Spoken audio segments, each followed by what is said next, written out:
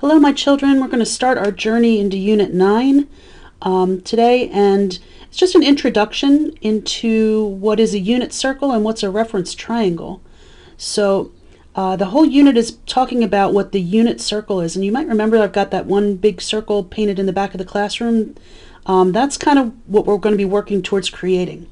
So we're going to take little steps to get there. I hope you're all doing well, and we'll start with what is a unit circle.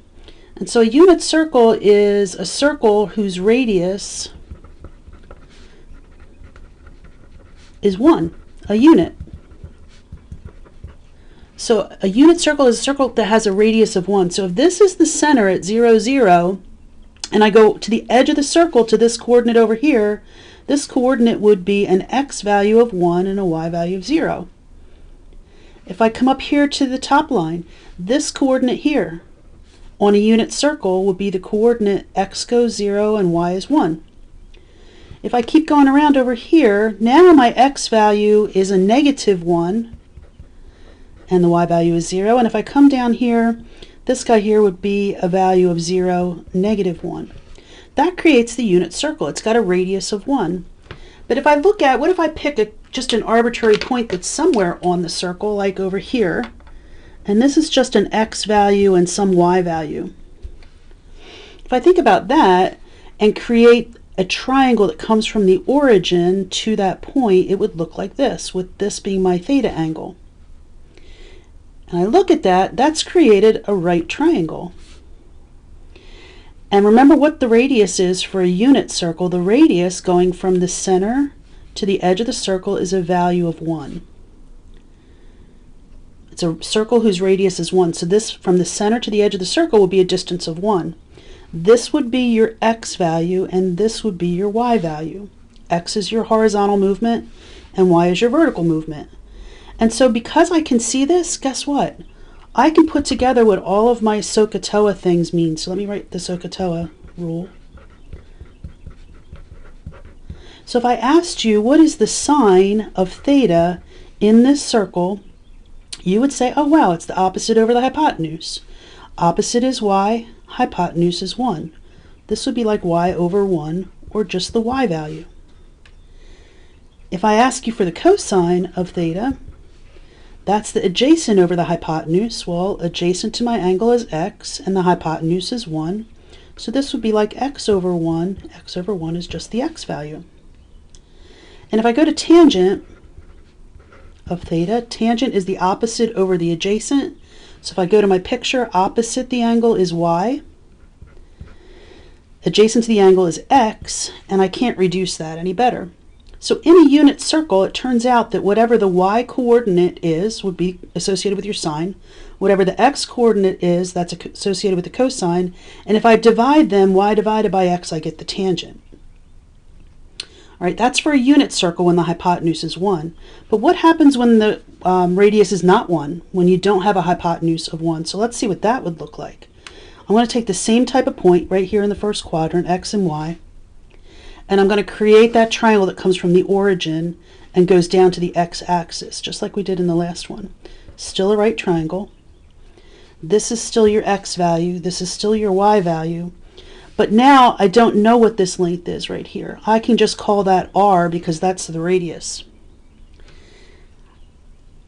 All right, so I can do the same thing. I can set this up. What's the sine going to be? What's the cosine going to be? And what's the tangent going to be now that I don't have a hypotenuse that's 1? So let's see. Sine is opposite over hypotenuse. That's going to be whatever the y value is over the r value, the radius. The cosine is going to be the adjacent over the hypotenuse, x over r. And the tangent is going to be the opposite over the adjacent, that is y over x. And so you can see it's kind of similar to the ones you did up above. It's just that your radius is now an r value, it's not a 1. And so looking at this, what we drew in these circles are what's called a reference triangle. And a reference triangle is a right triangle,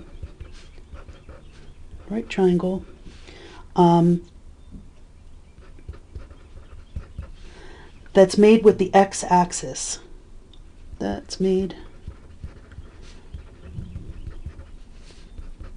with the x-axis. and the angle comes from the center. The angle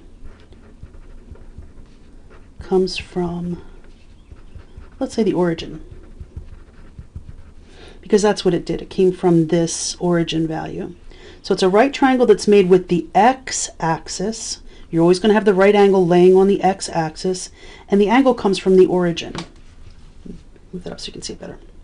All right, so here's what this section is going to get into to begin with. You're going to look at a problem like this. It says draw the reference angle and use it to find the trig function that they ask you to find. So this is just like plotting the point. So if I'm at 4, -3, I'm going 4 on the x-axis and down 3. And I'm going to put a coordinate right there, and I'm going to call it 4, -3. Now, creating the reference triangle, remember it's made with the x-axis, so my right angle has to lay on the x-axis, and it's coming from the origin. So my triangle would look like this. All right, that means my x value is 4, my y value is -3. I do not know what the r value is. And in order to do the cosine is x over r from our work from up above. I know what my x is. The x value is 4, but I don't know what the r value is. So if I think about right triangles and think back to geometry, I can figure out that missing side using the Pythagorean theorem. So let me remind you of that. It's x squared plus y squared equals, in our case, r squared, the hypotenuse squared. And so I know my x is 4 squared. My y is -3 squared equals r squared, and then I can calculate this out. So if I do 4 squared, that's 16. If I do -3 squared, that's 9. And if I add them, I get 25 is what r squared is, but I don't want r squared, I want just what r is. So I'm going to take the square root of both sides. And that means I have an r value that's 5. When you take square roots, normally they would be plus or minus, but because this is a length going from the center to the edge of the triangle here, it's a distance, so distances can't be negative. So it's going to be a positive 5, and that's always going to be the case, that your r is a positive value. So this is a 5. Now, I have all 3 sides of that triangle, which allows me to answer any of the 6 trig functions. Really, we were only studying the first 3 right now. But I can answer what the cosine is. Cosine is x over r, and I just found the r to be 5, and that's my answer. So the cosine would be 4 over 5. I could have asked you for the sine. The sine is the opposite over the hypotenuse. That would be -3 over 5. Or I could have asked you for the tangent. Tangent is opposite over adjacent. That would be -3 over 4. So this question only wanted what cosine was, but you could definitely figure out what the other trig functions are based off of that triangle. All right. That's pretty much the meat of this whole lesson. So let's see if we can do a couple more. If I have a point that's -2, -1, plot the point, -2, -1, here it is. Create the right triangle with the x-axis where your right angle is going to be, and then join the point to the center. That's going to be your theta value. You know your x is -2. You know your y is -1. X's are the horizontal piece, y's are the vertical piece. And then you need to calculate what's the sine and the tangent. Well, in order to do that, you need to figure out the hypotenuse, this radius, this piece here. So it's going to be, again, Pythagorean theorem, -2 squared plus -1 squared equals your r squared. So I have -2 times -2 is 4. -1 times -1 is 1. R squared. That means I have an r squared that equals 5. When I square root that, it is the square root of 5. Now this is really important. You do not change that into its decimal form. You leave it as a radical. So we're going to leave that as the square root of 5, and we're always going to have that be the case. So r is the square root of 5 for this particular problem. I can tell what the sine is and what the tangent is. The sine is the opposite over the hypotenuse. That's going to give me -1 over the square root of 5. And guess what? You have to rationalize that. The math police have said that you're not allowed to leave a square root in the denominator. So we've done this before, but I'll remind you again how to do this. You multiply by whatever that denominator is, the square root of 5 over the square root of 5. Because really this is equivalent to 1. So you're not changing the value of what this is. This is equivalent to 1. multiply it out. Negative 1 times the square root of 5 up top is a negative square root of 5.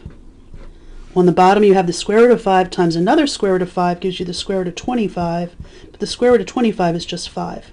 So I get the negative square root of 5 on top, I get a regular 5 on the bottom, and you might think about canceling them out, but they actually don't cancel because one's inside the root and one's outside the root, so they're not in like places for you to be able to do that.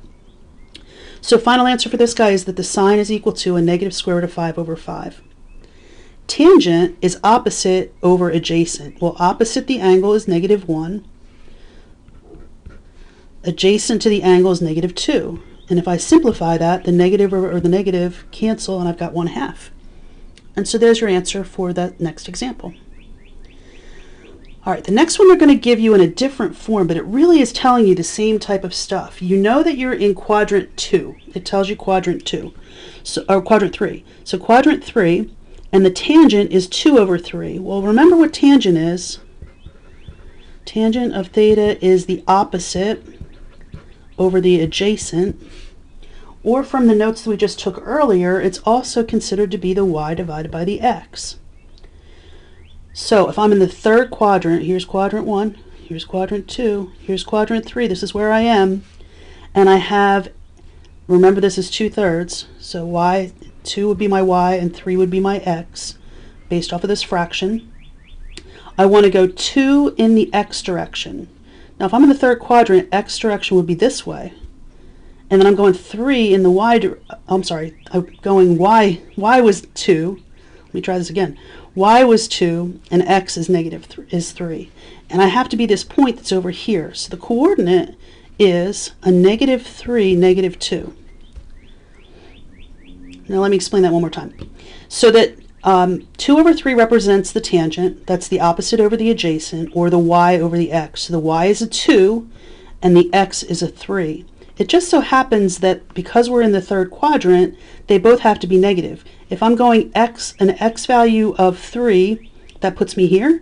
And if I'm doing a y value of 2 and I'm putting it in the third quadrant, they have to both be negative. And if you think about that, that would be like a negative 2 over a negative 3. The negatives would cancel each other out. And that's where this is coming from, where it's actually a positive value. All right, so reference triangle goes to the x-axis, makes the right angle, goes to the center, comes here. In my triangle, this would be a negative 3, my x value. This would be a negative 2, my y value. And I need to figure out what the radius is. So I'm going to go back to Pythagorean theorem. If I have negative 3 squared and a negative 2 squared equals my r squared, I'm going to work out the details. Negative 3 times negative 3 is 9. Negative 2 times negative 2 is 4. So I get 13 equals r squared, and r is the square root of 13. All right, now I have my whole triangle, and I can ask any of the trig functions.